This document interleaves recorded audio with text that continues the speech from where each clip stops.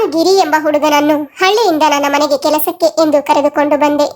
ನನ್ನ ಮನೆಯಲ್ಲಿ ನಾನು ಮತ್ತು ನನ್ನ 1.5 ವರ್ಷದ ಪುಟ್ಟ ಮಗನಿದ್ದನು. ನಾನು ಕೆಲಸಕ್ಕೆ ಹೋದಾಗ ಗಿರಿ ನನ್ನ ಮಗುವನ್ನು ಮನೆಯಲ್ಲಿ ನೋಡಿಕೊಳ್ಳುತ್ತಿದ್ದನು. ಅವನು ನನ್ನ ಮನೆಯಲ್ಲಿಯೇ ಉಳಿದುಕೊಂಡಿದ್ದನು. ನಾನು ಮದುವೆಯಾಗದೆ ಒಂದು ಮಗುವಿನ ತಾಯಿಯಾಗಿದ್ದೆ. ನನ್ನ ಪ್ರಿಯಕರ ನನಗೆ ಮದುವೆಯ ಆಸೆಯನ್ನು ತೋರಿಸಿ ನನ್ನೊಂದಿಗೆ ಪ್ರೀತಿಯ ನಾಟಕ ಮಾಡಿ ನನಗೆ ಮೋಸ ಮಾಡಿದ್ದನು. ನಾನು ಗರ್ಭವತಿಯಾದಾಗ ಅವನ ಮನೆಗೆ ಹೋದೆ. ಅಲ್ಲಿ ಅವನಿಗೆ ಮದುವೆ ನಡೆಯುತ್ತಿರುವುದನ್ನು ನೋಡಿದೆ. ಅವನು ನನ್ನೊಂದಿಗೆ ಪ್ರೀತಿಯ ನಾಟಕ ಮಾಡಿ ಬೇರೆ ಹುಡುಗಿಯೊಂದಿಗೆ ಮದುವೆ ಮಾಡಿಕೊಂಡಿದ್ದನು. ನನ್ನ ಹೊಟ್ಟೆಯಲ್ಲಿರುವ ಮಗುವನ್ನು ಕೊಲ್ಲಲು ನನಗೆ ಆಗ ಮನಸ್ಸು ಬರಲಿಲ್ಲ. ಯಾವಾಗ ನಾನು ಗರ್ಭಪಾತ ಮಾಡಿಕೊಳ್ಳಬೇಕೆಂದು ಅಂದುಕೊಂಡೆನೋ ಆಗಾಗಲೇ ಸಮಯ ಮೀರಿ ಹೋಗಿತ್ತು. ಆಗ ನಾನು ಗರ್ಭವತಿಯಾಗಿ 6 ತಿಂಗಳು ಕಳೆದಿತ್ತು. ನನ್ನ ಅಪ್ಪ ಅಮ್ಮ ನನ್ನನ್ನು ಮತ್ತು ಮಗುವನ್ನು ಒಪ್ಪಿಕೊಳ್ಳಲು ತಿರಸ್ಕರಿಸಿದರು. ಆಗ ನಾನು ಒಬ್ಬಳೇ ಜೀವನ ನಡೆಸತೊಡಗಿದೆ. ಕೆಲವು ತಿಂಗಳ ಹಿಂದೆ ನಾನು ನಮ್ಮ ಹಳ್ಳಿಗೆ ಹೋಗಿದ್ದೆ. ಅಂದು ನನ್ನ ಅಜ್ಜಿಯ 75ನೇ ಜನ್ಮದಿನದ ಆಚರಣೆ ಎಂದು ಹೋಗಿದ್ದೆ. ನನ್ನ ಅಜ್ಜಿ ನನಗೆ ಜನ್ಮದಿನದ ಆಮಂತ್ರಣವನ್ನು ಕಳಿಸಿದ್ದರು. ಕೇವಲ ನನ್ನ ಅಜ್ಜಿ ಮಾತ್ರ ನನ್ನ ಮಗನನ್ನು ತುಂಬಾ ಪ್ರೀತಿಯಿಂದ ಮಡಿಲಲ್ಲಿ ಎತ್ತಿಕೊಂಡಿದ್ದರು. ನನ್ನ ಮಗ ದೀಪಕ್ ಅವರ ಬಳಿ ಆಟವಾಡುತ್ತಿದ್ದಾಗ ನನಗೆ ಕೆಲಸ ಮಾಡುತ್ತಿದ್ದ ಆಫೀಸ್ನಿಂದ ಕರೆ ಬಂತು. ನಾನು ಮಾತನಾಡಲು ಹೊರಗಡೆ ಹೋದೆ. ನಾನು ಮರಳಿ ಬಂದಾಗ ದೀಪಕ್ ಅಜ್ಜಿಯ ಬಳಿ ಇರಲಿಲ್ಲ. ಬದಲಾಗಿ ಮನೆಯ ಒಬ್ಬ ಕೆಲಸದವನ ಬಳಿ ಇದ್ದನು. ದೀಪಕ್ ಕೆಲಸದವನ ಜೊತೆ ತುಂಬಾ ಚೆನ್ನಾಗಿ ಆಟವಾಡುತ್ತಿದ್ದನು. ನಾನು ನನ್ನ ಮಗುವನ್ನು ಕೆಲಸದವನಿಂದ ಎತ್ತಿಕೊಂಡು ಅಲ್ಲಿಂದ ಮನೆಯೊಳಗೆ ಹೋಗುತ್ತಿದ್ದೆ. ಆಗ ಆ ಕೆಲಸದವನು ನನ್ನನ್ನು ತಡೆದು ಹೇಳಿದನು, ಮೇಡಮ್, ನನಗೆ ನಿಮ್ಮ ಸಹಾಯ ಬೇಕಿದೆ.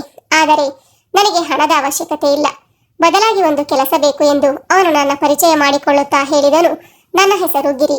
ನಾನು ಈ ಮನೆಯಲ್ಲಿ ಹಸು ಮತ್ತು ಎಮ್ಮೆಗಳ ಗೋಶಾಲೆಯನ್ನು ಕ್ಲೀನ್ ಮಾಡುವ ಕೆಲಸ ಮಾಡುತ್ತೇನೆ. ಆದರೆ ಈಗ ದೊಡ್ಡ ಯಜಮಾನಿ ಈ ಹಸು ಮತ್ತು ಎಮ್ಮೆಗಳನ್ನು ಮಾರಾಟ ಮಾಡುವ ಮಾತನಾಡುತ್ತಿದ್ದಾರೆ. ಆಗ ನನಗೆ ಇಲ್ಲಿ ಕೆಲಸ ಇರುವುದಿಲ್ಲ.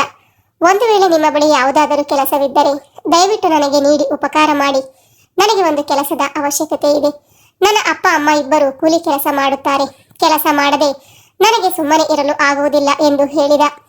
ಆಗ ನಾನು ಹೇಳಿದೆ, ನೀನು ನನ್ನ ಮಗುವನ್ನು ನೋಡಿಕೊಳ್ಳುವ ಕೆಲಸ ಮಾಡುವುದಾದರೆ ನಿನಗೆ ಆ ಕೆಲಸ ಇದೆ. ಆದರೆ ಇದಕ್ಕಾಗಿ ನೀನು ನನ್ನೊಂದಿಗೆ ಬೆಂಗಳೂರಿಗೆ ಬರಬೇಕು. ಈ ಕೆಲಸಕ್ಕಾಗಿ ನಾನು ನಿನಗೆ ತಿಂಗಳಿಗೆ 5,000 ಸಂಬಳ ಕೊಡುತ್ತೇನೆ. ಇದಕ್ಕಿಂತ ಹೆಚ್ಚಾಗಿ ನನಗೆ ಕೊಡಲು ಸಾಧ್ಯವಿಲ್ಲ ಎಂದಾಗ ಅದನ್ನು ಕೇಳಿದ ಗಿರಿ ನನ್ನ ಜೊತೆ ಬರಲು ಒಪ್ಪಿಕೊಂಡರು. ಅದು ಅಲ್ಲದೆ ನನ್ನ ಮಗ ದೀಪಕ್ ಕೂಡ ಅವನನ್ನು ತುಂಬಾ ಹಚ್ಚಿಕೊಂಡಿದ್ದನು. ಇದನ್ನು ನೋಡಿ ನಾನು ಗಿರಿಯನ್ನು ನನ್ನ ಜೊತೆ ಬೆಂಗಳೂರಿಗೆ ಕರೆದುಕೊಂಡು ಬರುವ ನಿರ್ಧಾರ ಮಾಡಿದೆ. ಗಿರಿ ನನ್ನ ಮನೆಗೆ ಬಂದು ಈಗ ಅವನು ಹೇಳಿದ, ನೀವು ಕೊಡುವ ಸಂಬಳದಲ್ಲಿ ನಾನು ಅದನ್ನೆಲ್ಲ ಕೂಡಿಟ್ಟುಕೊಂಡು ಪ್ರತಿ 4 ತಿಂಗಳಿಗೊಮ್ಮೆ ಮನೆಗೆ ಹೋಗುತ್ತೇನೆ ಎಂದನು. ಆದರೆ ದಿನಪೂರ್ತಿ ಗಿರಿ ನನ್ನ ಮಗನನ್ನು ಚೆನ್ನಾಗಿ ನೋಡಿಕೊಳ್ಳುತ್ತಿದ್ದನು ಮತ್ತು ಮನೆಯ ಎಲ್ಲ ಕೆಲಸದಲ್ಲೂ ಕೂಡ ನನಗೆ ಸಹಾಯ ಮಾಡುತ್ತಿದ್ದ. ಗಿರಿ ಈಗ ಮನೆಗೆ ಬಂದು 1 ತಿಂಗಳಾಗಿತ್ತು. ಈ 1 ತಿಂಗಳಲ್ಲಿ ಅವನು ನನ್ನ ಮನಸ್ಸನ್ನು ಕೂಡ ಗೆದ್ದಿದ್ದನು. ಅವನು ಮಗುವನ್ನು ಚೆನ್ನಾಗಿ ನೋಡಿಕೊಂಡಿದ್ದರಿಂದ ನನ್ನ ಮಗನ ಆರೋಗ್ಯವೂ ಕೂಡ ಸುಧಾರಿಸಿತು. ನಾನು ಊಟ ಮಾಡಿಸುವಾಗ ತುಂಬಾ ಹಠ ಮಾಡುತ್ತಿದ್ದ. ಈಗ ಗಿರಿಯ ಕೈಯಲ್ಲಿ ತುಂಬಾ ಚೆನ್ನಾಗಿ ಊಟ ಮಾಡುತ್ತಾನೆ. ಏಕೆಂದರೆ ಅವನು ಅವನಿಗೆ ಪುಟ್ಟ ಪುಟ್ಟ ಕಥೆಗಳನ್ನು ಹೇಳಿ ಆಟವಾಡಿಸುತ್ತಾ ಊಟ ಮಾಡಿಸುತ್ತಾನೆ. ನಾನು ಬೆಂಗಳೂರಿನ ನಮ್ಮ ಮನೆಯಲ್ಲಿ ಗಿರಿಗೆ ಒಂದು ಸಪರೇಟ್ ರೂಮನ್ನು ನೀಡಿದೆ. ಒಂದು ದಿನ ರಾತ್ರಿ ದೀಪಕ್ ಜೋರಾಗಿ ಅಳತೊಡಗಿದ. ಯಾವುದೇ ರೀತಿಯಿಂದ ಅವನನ್ನು ಎಷ್ಟೇ ಸುಮ್ಮನಿರಿಸಲು ಪ್ರಯತ್ನ ಪಟ್ಟರೂ ಅಳು ನಿಲ್ಲಿಸಲೇ ಇಲ್ಲ. ಮಗು ಅಳುವ ಶಬ್ದವನ್ನು ಕೇಳಿ ಗಿರಿ ನನ್ನ ರೂಮಿಗೆ ಬಂದನು. ಅವನು ನನ್ನಿಂದ ದೀಪಕ್ನನ್ನು ಎತ್ತಿಕೊಂಡ ತಕ್ಷಣ ಅವನು ಅಳುವನ್ನು ನಿಲ್ಲಿಸಿ ಸುಮ್ಮನಾದನು. ಅದಾಗಲೇ ರಾತ್ರಿ ತುಂಬಾ ತಡವಾಗಿತ್ತು. ದೀಪಕ್ ಗಿರಿಯನ್ನು ಬಿಡಲಿಲ್ಲ. ನಾನು ಎಷ್ಟು ಪ್ರಯತ್ನ ಪಟ್ಟರೂ ಅವನು ನನ್ನ ಬಳಿ ಬರಲಿಲ್ಲ. ಗಿರಿಯನ್ನು ಅಷ್ಟೊಂದು ಹಚ್ಚಿಕೊಂಡಿದ್ದ. ಆದ್ದರಿಂದ ನಾನು ಗಿರಿಗೆ ನನ್ನ ರೂಮಿನಲ್ಲಿ ಮಲಗಲು ಹೇಳಿದೆ. ಬೆಳಗ್ಗೆ ನಾನು ಎದ್ದಾಗ ದೀಪಕ್ ಗಿರಿಯನ್ನು ತಬ್ಬಿಕೊಂಡು ಮಲಗಿದ್ದ. ಅಂದಿನಿಂದ ಗಿರಿ ದೀಪಕ್ಕಾಗಿ ನನ್ನ ರೂಮಿನಲ್ಲಿ ಮಲಗುತ್ತಿದ್ದ. ಗಿರಿ ಬಂದ ಮೇಲೆ ಎಲ್ಲವೂ ಚೆನ್ನಾಗಿ ನಡೆಯುತ್ತಿತ್ತು. ಗಿರಿಯ ಕೆಲಸದಿಂದ ನಾನು ಸಂತುಷ್ಟಳಾಗಿ ರಜೆಯ ದಿನ ಬಂದಾಗ ಅವನನ್ನು ಮಾಲ್ಗೆ ಕರೆದುಕೊಂಡು ಹೋಗಿ ನಾನು ಅವನಿಗಾಗಿ ಒಳ್ಳೆಯ ಬಟ್ಟೆಗಳನ್ನು ಮತ್ತು ಚಪ್ಪಲಿಗಳನ್ನು ಖರೀದಿಸಿದೆ. ಅವನನ್ನು ಒಳ್ಳೆಯ ಸಲೂನ್ಗೆ ಕರೆದುಕೊಂಡು ಹೋಗಿ ಅವನಿಗಾಗಿ ಹೊಸ ಹೇರ್ ಸ್ಟೈಲ್ ಕೂಡ ಮಾಡಿಸಿದೆ. ಅವನು ನೋಡಲು ತುಂಬಾ ಸುಂದರವಾಗಿದ್ದ. ಆದರೆ ಅವನು ತೀರಾ ಸಾಧಾರಣ ರೀತಿಯಲ್ಲಿ ಬದುಕುತ್ತಿದ್ದ. ಆ ದಿನ ನಾನು ಅವನ ಲುಕ್ಕನ್ನೇ ಬದಲಾಯಿಸಿದೆ. ಅವನ ಈ ಹೊಸ ರೂಪದಲ್ಲಿ ಅವನನ್ನು ನೋಡಿದಾಗ ನನಗೂ ಕೂಡ ವಿಶ್ವಾಸ ಬರಲಿಲ್ಲ. ನಿನ್ನೆಯವರೆಗೂ ಕೇವಲ ಒಬ್ಬ ಕೆಲಸದಾಳು ಆಗಿದ್ದವನು ಇಂದು ಹ್ಯಾಂಡ್ಸಮ್ ಹುಡುಗನಾಗಿ ಕಾಣುತ್ತಾನೆ ಎಂದು ನನ್ನ ಕಣ್ಣನ್ನು ನಾನೇ ನಂಬದಾದೆ. ಮಾಲ್ನಿಂದ ಬಂದ ತಕ್ಷಣವೇ ದೀಪಕ್ ಮಲಗಿಕೊಂಡ. ನಾನು ರೂಮಿನಲ್ಲಿ ಹಾಸಿಗೆ ಮೇಲೆ ಅವನನ್ನು ಮಲಗಿಸಿದೆ ಮತ್ತು ನೀರು ಕುಡಿಯಲು ಹೊರಗಡೆ ಹೋಗುತ್ತಿದ್ದಾಗ ತಕ್ಷಣ ಗಿರಿ ನೀರನ್ನು ನನಗಾಗಿ ತೆಗೆದುಕೊಂಡು ಬಂದನು.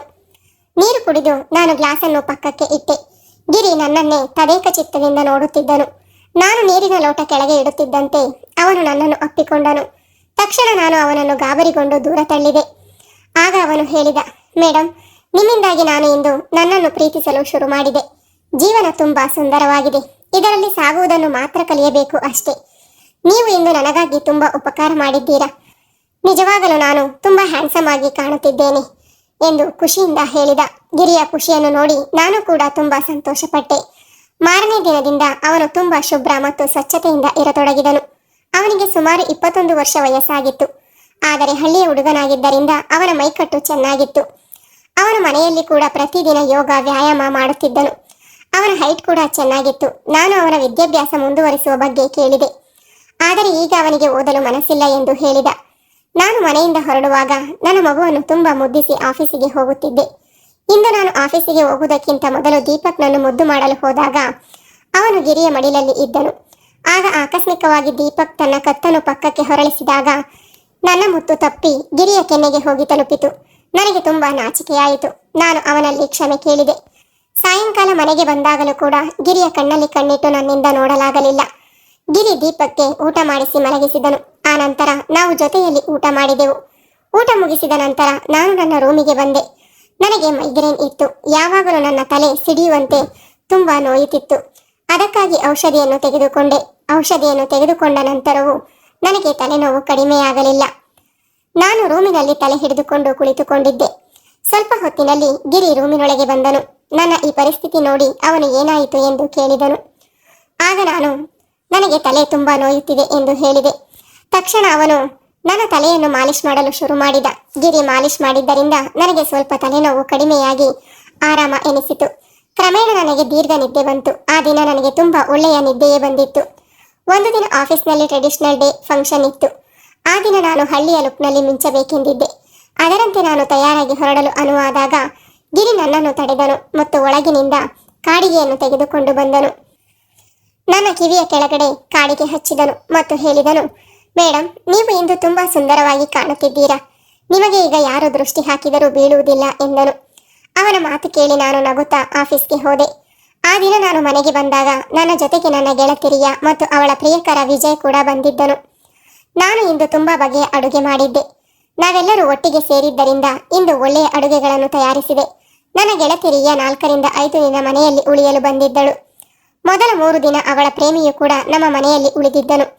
ಮೊದಲ ರಾತ್ರಿ ಗಿರಿ ಅಡುಗೆಯಾದ ನಂತರ ರಿಯಾ ಮತ್ತು ಅವಳ ಪ್ರಿಯಕರನಿಗೆ ಊಟ ಮಾಡಲು ಕರೆದನು. ಆದರೆ ಅವರಿಬ್ಬರು ರೂಮಿನಲ್ಲಿ ಡ್ರಿಂಕ್ಸ್ ಮಾಡುತ್ತಿದ್ದರು. ಅವಳು ಊಟ ಮಾಡದೆ ಮಲಗಿದಳು. ಅವಳ ಪ್ರೇಮಿ ವಿಜಯ್ ನಮ್ಮ ಜೊತೆ ಊಟ ಮಾಡಲು ಕುಳಿತುಕೊಂಡನು.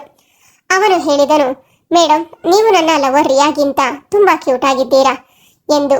ಅವನು ಹಾಗೆ ಹೇಳುತ್ತಿದ್ದಂತೆ ಗಿರಿ ಸಿಟ್ಟಿನಿಂದ ಅವನನ್ನೇ ನೋಡುತ್ತಿದ್ದನು. ಊಟ ಮುಗಿಸಿದ ಮೇಲೆ ವಿಜಯ್ ತನ್ನ ರೂಮಿಗೆ ಹೊರಟು ಹೋದನು. ಆಗ ಗಿರಿ ನನ್ನಲ್ಲಿ ಕೇಳಿದನು, ಮೇಡಮ್, ಇವರು ನಿಮ್ಮ ಯಾವ ರೀತಿಯ ಗೆಳೆಯರು? ನನಗೆ ಆ ಮನುಷ್ಯನ ಮಾತು ಸ್ವಲ್ಪವೂ ಇಡಿಸಲಿಲ್ಲ. ಆಗ ನಾನು ಗಿರಿಯಲ್ಲಿ ಹೇಳಿದೆ, ನಾನು ನಿನ್ನನ್ನು ಮನೆಯ ಸದಸ್ಯನಂತೆ ಒಪ್ಪಿಕೊಳ್ಳುತ್ತೇನೆ. ಅಂದರೆ ಇದರ ಅರ್ಥ ನೀನು ನನ್ನ ಅತಿಥಿಗಳಿಗೆ ಏನಾದರೂ ಹೇಳಬಹುದು ಎಂದಲ್ಲ. ನಿನ್ನ ಕೆಲಸವೇನೆಂದರೆ ಮನೆಗೆ ಬಂದಿರುವ ಅತಿಥಿಗಳ ಸೇವೆ ಮಾಡುವುದು. ಆದ್ದರಿಂದ ನೀನು ಆ ಕೆಲಸವನ್ನು ಮಾತ್ರ ಮಾಡು. ಬೇರೆ ಏನನ್ನು ನನಗೆ ಹೇಳಿ ಕಲಿಸುವ ಅವಶ್ಯಕತೆ ಇಲ್ಲ ಎಂದು ಗಿರಿಗೆ ಬೈದು ನಾನು ನನ್ನ ರೂಮಿಗೆ ಹೊರಟು ಬಂದೆ. ನಾನು ಅವನಿಗೆ ತುಂಬಾ ಬೈದಿದ್ದೆ. ಆದರೂ ರಾತ್ರಿ ಔಷಧಿ ತೆಗೆದುಕೊಳ್ಳಲು ನನಗಾಗಿ ನೀರನ್ನು ತೆಗೆದುಕೊಂಡು ಬಂದ. ಆಗ ನಾನು ನನ್ನ ಔಷಧಿ ಮತ್ತು ನೀರನ್ನು ಕುಡಿದು ಮಲಗಿಕೊಂಡೆ. ಆ ದಿನ ಗಿರಿ ನನ್ನ ಕೋಣೆಗೆ ಮಲಗಲು ಬಂದಿರಲಿಲ್ಲ ಎಂದು ನನಗೆ ಅನಿಸಿತು. ಬೆಳಗ್ಗೆ ಕಣ್ಣು ತೆರೆದಾಗ ಅವನು ನನ್ನ ಮಗನ ಬದಿಯಲ್ಲಿ ಮಲಗಿಕೊಂಡಿದ್ದನು ಮತ್ತು ನನ್ನ ಮುಂದೆ ರಿಯಾ ಬಂದು ನಿಂತಿದ್ದಳು. ಅವಳು ತುಂಬಾ ಕೋಪಗೊಂಡಿದ್ದಳು. ವಿಜಯನನ್ನು ನನ್ನ ಮುಂದೆ ನಿಲ್ಲಿಸುತ್ತಾ ತೋರಿಸಿದಳು. ಅವನ ಕೈಗೆ ರಿಯಾಳ ದುಪ್ಪಟವನ್ನು ಕಟ್ಟಲಾಗಿತ್ತು ಮತ್ತು ಹೇಳಿದಳು, ನಿನ್ನ ಈ 3 ಕಾಸಿನ ಕೆಲಸಗಾರ ನನ್ನ ಪ್ರಿಯಕರನ ಕೈ ಮುರಿದಿದ್ದಾನೆ ಎಂದು ಕೋಪದಿಂದ ಹೇಳಿದಳು. ಆಗ ಗಿರಿ ಹೇಳಿದನು, ಮೇಡಮ್, ನಾನೇನೂ ಮಾಡಿಲ್ಲ. ರಾತ್ರಿ ಆ ಸಾಹೇಬರು ತುಂಬಾ ಕುಡಿದು ನಶೆಯಲ್ಲಿದ್ದರು. ಆಗ ಅವರ ಬ್ಯಾಲೆನ್ಸ್ ತಪ್ಪಿ ಅವರು ಬಿದ್ದಿರಬೇಕು ಎಂದ. ಆಗ ನಾನು ಹೇಳಿದೆ, ಗಿರಿ ಅವರ ಮೇಲೆ ಏಕೆ ಕೈ ಎತ್ತುತ್ತಾನೆ? ರಿಯಾ ಕೂಡ ಈಗಲೂ ನಶೆಯಲ್ಲಿದ್ದಂತೆ ತೋರುತ್ತಿದ್ದಳು. ಗಿರಿ ನನಗಾಗಿ ಅವರಿಬ್ಬರಲ್ಲಿ ಸಾರಿ ಕೇಳಿದನು. ಆಗ ಪ್ರೀತಿ ಮತ್ತು ವಿಜಯ್ ಅಲ್ಲಿಂದ ಹೋದರು. ಇಂದು ನಾನು ರಜೆಯನ್ನು ತೆಗೆದುಕೊಂಡಿದ್ದೆ. ತುಂಬಾ ದಿನಗಳಿಂದ ನಾನು ತುಂಬಾ ಆಯಾಸಗೊಂಡು ಸುಸ್ತಾಗಿದ್ದೆ. ಇಂದು ನನಗಾಗಿ ಸ್ವಲ್ಪ ಸಮಯವನ್ನು ತೆಗೆದುಕೊಳ್ಳೋಣ ಎಂದು ಯೋಚಿಸಿದೆ.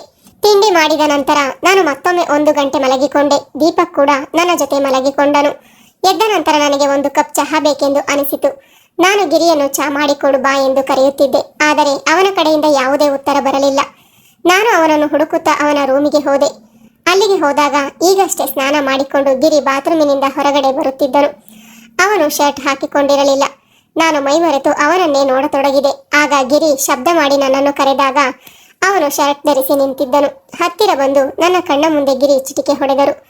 ಆಗ ನನಗೆ ಎಚ್ಚರವಾಯಿತು ಮತ್ತು ನಾನು ಹೇಳಿದೆ, ನನಗಾಗಿ ಚಾ ಮಾಡಿಕೊಂಡು ಬಾ ಎಂದು ಕೇಳಿದೆ. ಗಿರಿಯಲ್ಲಿ ಎಲ್ಲ ಒಳ್ಳೆಯ ಗುಣಗಳೇ ತುಂಬಿಕೊಂಡಿದ್ದವು. ಯಾವುದೇ ಕೆಲಸದಲ್ಲೂ ಅವನು ಹಿಂದೆ ಸರಿಯುತ್ತಿರಲಿಲ್ಲ. ಇಂದು ರಾತ್ರಿ ನಾನು ಅವನಿಗೆ ನನ್ನ ರೂಮಿನಲ್ಲಿ ಮಲಗಲು ಅವಕಾಶ ನೀಡಲಿಲ್ಲ.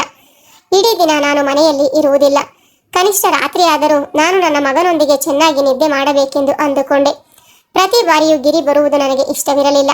ಆದ್ದರಿಂದ ನಾನು ಅವನಿಗೆ ನನ್ನ ರೂಮಿನಲ್ಲಿ ಮಲಗುವುದು ಬೇಡ ಎಂದು ಹೇಳಿದೆ. ಇದೇ ರೀತಿ ದಿನಗಳು ಕಳೆಯುತ್ತಿದ್ದವು. ಕೆಲವು ದಿನಗಳವರೆಗೆ ಗಿರಿ ಇಲ್ಲದೆ ಅಳುತ್ತಾ ದೀಪಕ್ ರಾತ್ರಿ ಮಲಗಲಿಲ್ಲ. ಕ್ರಮೇಣ ಅವನು ಅಳುವುದನ್ನು ನಿಲ್ಲಿಸಿದನು. ನನಗೆ ನನ್ನೊಳಗೆ ಕೆಲವು ಬದಲಾವಣೆಗಳು ಆಗಿವೆ ಎಂದು ಅರಿವಾಯಿತು. ಬೆಳಗಾಗುತ್ತಿದ್ದಂತೆ ನನ್ನ ಶರೀರ ತುಂಬಾ ನೋವಾಗುತ್ತಿತ್ತು. ಆಕಸ್ಮಿಕವಾಗಿ ಈ ರೀತಿ ಹೇಗೆ ಆಗುತ್ತಿದೆ ನನಗೊಂದು ಅರ್ಥವಾಗುತ್ತಿರಲಿಲ್ಲ. ಕೆಲವು ದಿನಗಳ ನಂತರ ನನ್ನ ಶರೀರದ ನೋವು ಎಷ್ಟೊಂದು ಹೆಚ್ಚಾಗಿತ್ತೆಂದರೆ ನನಗೆ ಹಾಸಿಗೆಯಿಂದ ಏಳಲು ಮನಸ್ಸೇ ಆಗುತ್ತಿರಲಿಲ್ಲ. ಆಗ ನಾನು ಆಫೀಸ್ನಿಂದ ಒಂದು ವಾರದ ರಜೆಯನ್ನು ತೆಗೆದುಕೊಂಡೆ. ನನಗೆ ಬೇಗ ಹುಷಾರಾಗಲಿ ಎಂದು ಸ್ವಲ್ಪ ದಿನಗಳವರೆಗೆ ರೆಸ್ಟ್ ಮಾಡತೊಡಗಿದೆ. ಈಗ ದೀಪಕ್ ಇಡೀ ಹೊತ್ತು ಗಿರಿಯ ಜೊತೆಯೇ ಇರುತ್ತಿದ್ದನು. ಅವನಿಗೆ ಹಸಿವಾಗಿದ್ದಾಗ ಅವನು ಮಧ್ಯೆ ಮಧ್ಯೆ ನನ್ನ ಬಳಿ ಬರುತ್ತಿದ್ದನು. ಹೀಗಿರುವಾಗ ಒಂದು ದಿನ ಗಿರಿ ನನ್ನಲ್ಲಿ ಒಂದು ಪ್ರಶ್ನೆ ಕೇಳಿದ. ಮೇಡಮ್, ನಿಮಗೆ ದೀಪಕ್ನ ತಂದೆಯ ನೆನಪಾಗುತ್ತಿಲ್ಲವೇ?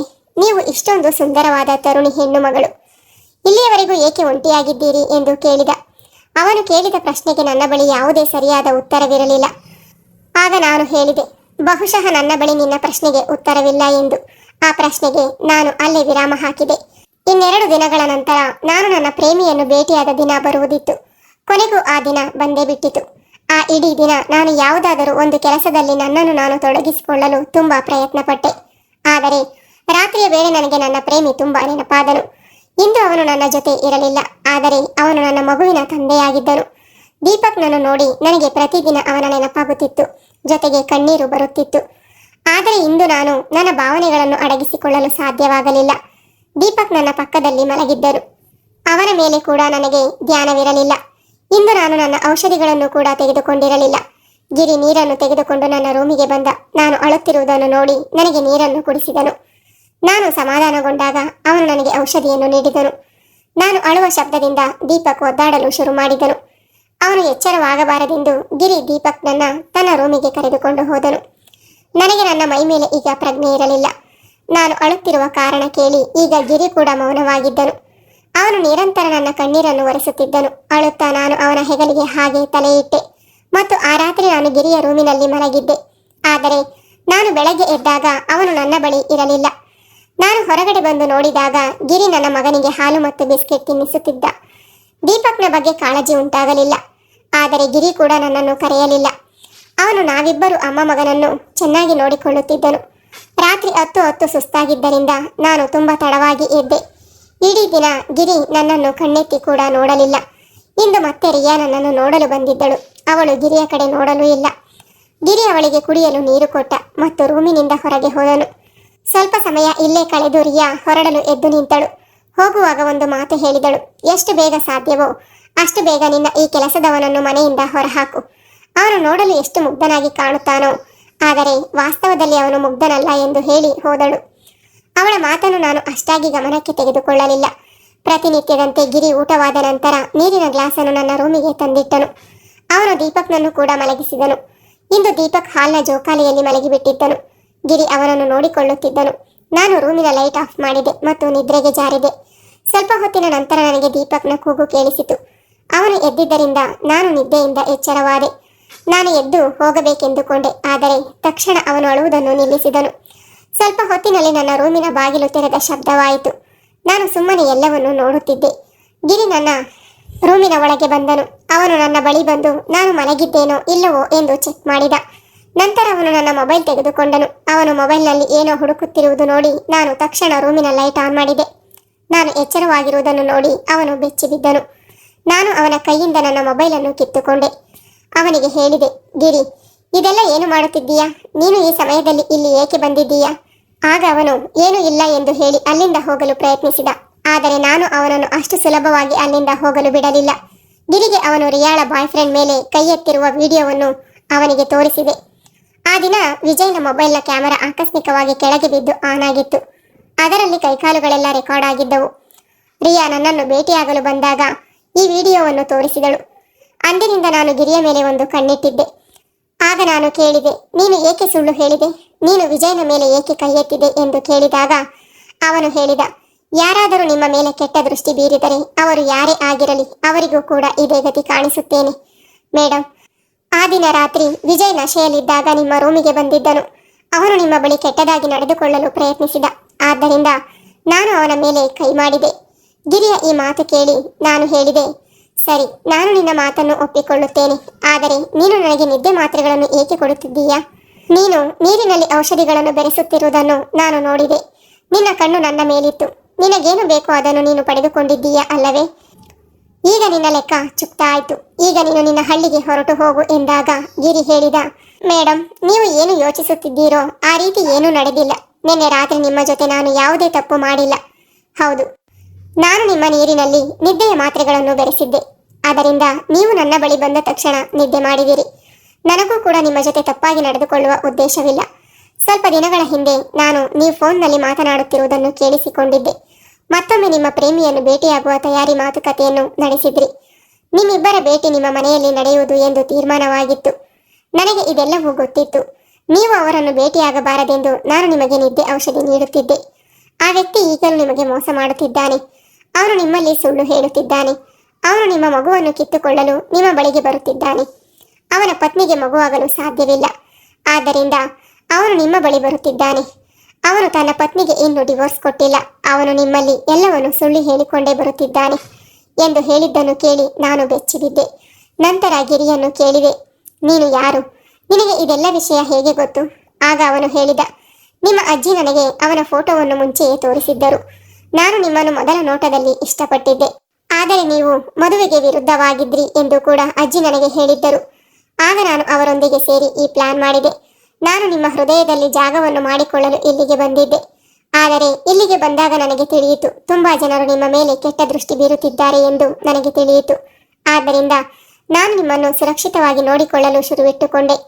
ಆದರೆ ಗಿರಿ 21 ವರ್ಷದವನಾಗಿರಲಿಲ್ಲ. ನನ್ನ ಮೊದಲ ಸಂಶಯ ಸರಿಯಾಗಿತ್ತು. ಅವರಿಗೆ ಈಗ 28 ವರ್ಷ ವಯಸ್ಸಾಗಿತ್ತು. ಒಳ್ಳೆಯ ಕೆಲಸದಲ್ಲಿಯೂ ಇದ್ದ. ಅವನು ನನ್ನ ಪ್ರೀತಿಗಾಗಿ ಇಷ್ಟೆಲ್ಲ ಕೆಲಸಗಳ ಜೊತೆ ಕಷ್ಟಪಟ್ಟಿದ್ದನು. ಗಿರಿ ನನ್ನ ಪ್ರಿಯಕರನ ಬಗ್ಗೆ ಹೇಳಿದ್ದೆಲ್ಲವೂ ಸತ್ಯವಾಗಿತ್ತು. ಗಿರಿ ನನ್ನ ಪ್ರಿಯಕರನ ಎಲ್ಲ ಮಾಹಿತಿಯನ್ನು ಸರಿಯಾಗಿ ಕಲೆ ಹಾಕಿದ್ದನು. ಗಿರಿಯಂತಹ ಪ್ರಾಮಾಣಿಕ ಗಂಡ ಮತ್ತು ನನ್ನ ಮಗನಿಗೆ ತಂದೆ ದೊರೆಯುವುದೆಂದರೆ ಅದು ತುಂಬಾ ದೊಡ್ಡ ವಿಷಯವಾಗಿತ್ತು. ನಾನು ಮತ್ತೆ ನನ್ನ ಪ್ರಿಯಕರನ ಮೋಸದ ಜಾಲದಲ್ಲಿ ಸಿಲುಕಿಕೊಳ್ಳುವುದರಿಂದ ತಪ್ಪಿಸಿಕೊಂಡಿದ್ದೆ. ಇದೆಲ್ಲವೂ ಗಿರಿಯಿಂದ ಸಾಧ್ಯವಾಗಿತ್ತು. ಇಂದು ನಾನು ವಿಕ್ರಮ್ ಅಲಿಯಾಸ್ ಗಿರಿಯ ಜೊತೆ ತುಂಬಾ ಖುಷಿಯಾಗಿದ್ದೇನೆ. ಅವರು ನನ್ನನ್ನು, ನನ್ನ ಮಗುವನ್ನು ತುಂಬಾ ಪ್ರೀತಿ ಮಾಡುತ್ತಾರೆ. ನನ್ನ ಅಜ್ಜಿಯ ಕಾರಣದಿಂದಾಗಿ ಇಂದು ಮತ್ತೆ ನನ್ನ ಸಂಸಾರ ಪ್ರಾರಂಭವಾಯಿತು. ನನಗೆ ಗಿರಿಯಂತಹ ಗಂಡ ಸಿಕ್ಕಿದ್ದು ನನ್ನ ಸೌಭಾಗ್ಯವಾಗಿತ್ತು. ವೀಕ್ಷಕರೇ, ಯಾರು ನಿಮ್ಮನ್ನು ನಿಜವಾಗಲು ಪ್ರೀತಿಸುತ್ತಾರೋ ಅವರು ಎಂತಹ ಪರಿಸ್ಥಿತಿಯಲ್ಲೂ ನಿಮ್ಮ ಕೈಯನ್ನು ಬಿಡುವುದಿಲ್ಲ.